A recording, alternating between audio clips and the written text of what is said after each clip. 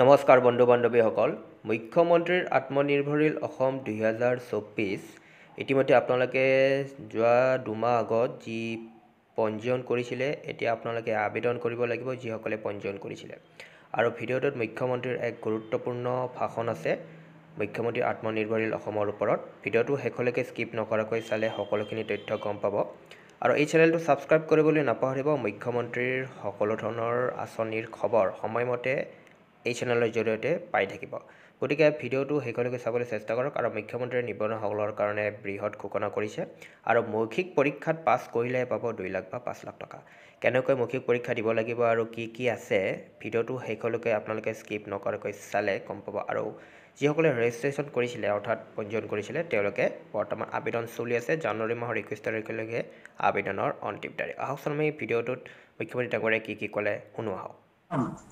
সঁচা উদ্যমীক আমি নিয়োগ সৃষ্টিৰ বাবে আমি আশা কৰা ধৰণে আগবাঢ়িব নোৱাৰিব। তেখেতসকলৰ পৰিৱৰ্তে আমি আঁচনিখনত আন যুৱকক অন্তৰ্ভুক্ত কৰিব লাগিব, কাৰণ আমি বিচৰা নাই যে এই টকা দি কোনোবাই মোবাইল কিনক, বাইক কিনক আৰু টকাটোৰ অপব্যৱহাৰ কৰক। যদি সাক্ষাৎকাৰৰ সময়ছোৱাত আমি 2 লাখ উপযুক্ত ল'ৰা ছোৱালী পাওঁ, তেতিয়াহ'লে দ্বিতীয়বাৰ আবেদন বিচৰাৰ প্ৰশ্ন নাথাকিব। কিন্তু মেনেজমেণ্ট গ্ৰেজুৱেটে সম্পৰ্কত থাকিব, তেওঁলোকৰ ঘৰত নিৰন্তৰ যাব, তেওঁলোকৰ উদ্যোগত যাব, তেওঁলোকৰ লগত কথা পাতিব। কাৰণ আমাৰ উদ্দেশ্যটো হ'ল যাতে এই 2 লাখ টকা পুঁজি হিচাপে লৈ তেওঁলোকে বেংকৰ পৰা 10 লাখ টকাৰ লোন পাব পৰা হিচাপত নিজক একোজন উপযুক্ত যুৱক যুৱতী হিচাপে গঢ়ি তুলিব পাৰে। যিসকল যদি আমাৰ ডিষ্ট্ৰিক্ট 2 লাখ ল'ৰা ছোৱালীয়ে উপযুক্ত নহয়, 1,70,000হে উপযুক্ত হ'ল, তেতিয়াহ'লে আমি পৰৱৰ্তী 1 লাখৰ কাৰণে আমি নতুনকৈ আবেদন বিচাৰিম, যাতে আৰু সেই বছৰটোত যিসকলে নিৰ্ধাৰিত বয়সত ভৰি দিব, তেওঁলোকে যাতে এই আঁচনিখনত আবেদন কৰাৰ সুবিধা পায়। প্ৰথম 2 লাখ টকা আমি বেংকৰ জৰিয়তে তেওঁলোকক নিদি তেওঁলোকৰ একাউণ্টত আমি ডিৰেক্টলি দিম, যাতে তেওঁলোকৰ চিভিল স্ক'ৰত তেওঁলোকে লোন লোৱা হিচাপে তেওঁলোকৰ নাম লিপিবদ্ধ নাথাকে। ইয়াৰ ফলত ডাঙৰ লাভ হ'ব কি, যে এই 2 লাখ টকা বেংকৰ একাউণ্টত তেওঁলোকে খৰচ যেতিয়া নিজৰ একাউণ্টৰ জৰিয়তে ৰয়েল ডিপজিট কৰিব, টকা উলিয়াব, টকা সোমাব, তেওঁলোক ক্ৰেডিট ৱৰ্থী হৈ পৰিব। অৰ্থাৎ মুদ্ৰা আদি ভাৰত চৰকাৰৰ আন লোন লোৱাৰ বাবে তেওঁলোক একোজন উপযুক্ত যুৱক হৈ পৰিব। আৰু তেওঁলোকক একোজন মেনেজমেণ্ট গ্ৰেজুৱেটে, যাক আমি সম্পূৰ্ণভাৱে ট্ৰেইনিং কৰিম, প্ৰত্যেক 200 উদ্যোগীৰ ওপৰত একোজন মেনেজমেণ্ট গ্ৰেজুৱেটে তেওঁলোকক কনষ্টেণ্টলি ইনকুবেশ্যন কৰাৰ বাবে চেষ্টা কৰিব। কেনেকে লোন ল'ব লাগে, কেনেকে টকা ড্ৰ কৰিব লাগে, কেনেকে টকা ৰাখিব লাগে, কি ব্যৱসায় কৰিব লাগে, ক'ত এপ্লাই কৰিব লাগে, বেংকিং ছাপোৰ্ট কেনেকুৱা হ'ব, সেই ধৰণে তেওঁলোকক আমি এটা সমৰ্থন জনাই গৈ থাকিম, যাতে তেখেতসকলে ক্ৰেডিট ৱৰ্থী হ'ব পাৰে।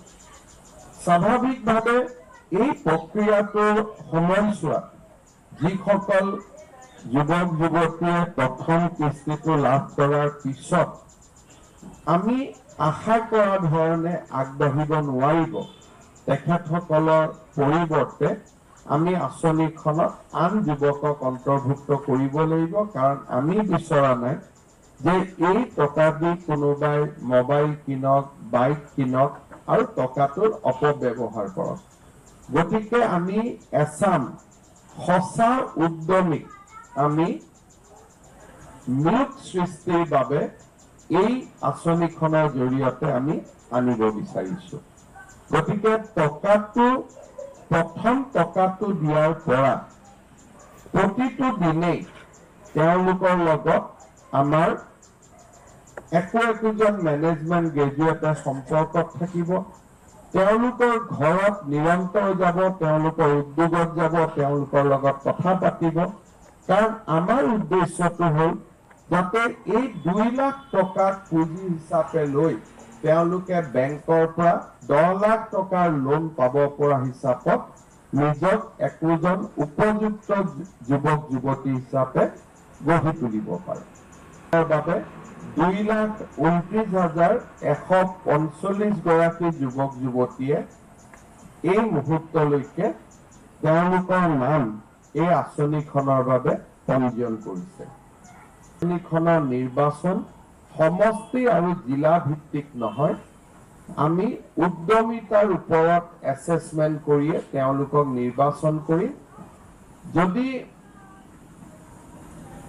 সাক্ষাৎকাৰৰ সময়ছোৱাত আমি 2 লাখ উপযুক্ত ল'ৰা ছোৱালী পাওঁ, তেতিয়াহ'লে দ্বিতীয়বাৰ আবেদন বিচৰাৰ প্ৰশ্ন নাথাকিব। যে পঞ্জীয়ন আৰু আবেদনৰ মাজত এটা বিৰাট ডাঙৰ পাৰ্থক্য আছে। কিন্তু আবেদন পত্ৰখনৰ ওপৰত তেওঁলোকৰ নিৰ্বাচন হ'ব। কি স্কিম কৰিব, কি বিচাৰিছে, তেওঁলোকৰ স্কিমেটিক তেওঁলোকৰ ব্যৱস্থা কি হ'ব। পঞ্জীয়ন আৰু আবেদনৰ মাজত হয়তো এটা পাৰ্থক্যও থাকিব। প্ৰতিগৰাকী পঞ্জীয়ন কৰা ব্যক্তিয়ে হয়তো আবেদন নকৰিবও পাৰে বা হয়তো 100% আমি 45 দিন সময় দিছোঁ। কাৰণ আবেদন প্ৰক্ৰিয়াত নথি পত্ৰৰ প্ৰয়োজন আছে, আবেদন প্ৰক্ৰিয়াত স্কিম সিলেকশ্যন কৰাৰ প্ৰয়োজনীয়তা আছে। আমি আবেদনৰ পঞ্জীয়নৰ সময়ত দেখিছোঁ যে আমাৰ ইয়াতে প্ৰফেশ্যনেল ডিগ্ৰী থকা 15,091 গৰাকী ব্যক্তি 1591 ব্যক্তি আবেদন কৰিছে, যাক আমি 5 লাখ টকালৈকে সহায় কৰিম। 2.5 লাখ টকা ৰাজ সাহায্য, 2.5 লাখ টকা loan, basically veterinary graduate, agriculture graduate তেখেতসকলৰ বাবে। কিন্তু বাকী যিসকলে 2 লাখ টকাৰ বাবে আবেদন কৰিব, তাত আমি দেখা পাইছোঁ যে পোষ্ট গ্ৰেজুৱেশ্যন থকা 5,718 গৰাকী আবেদন কৰিছে। IIT পলিটেকনিক ডিপ্ল'মা থকা 5,837 গৰাকী আবেদন কৰিছে।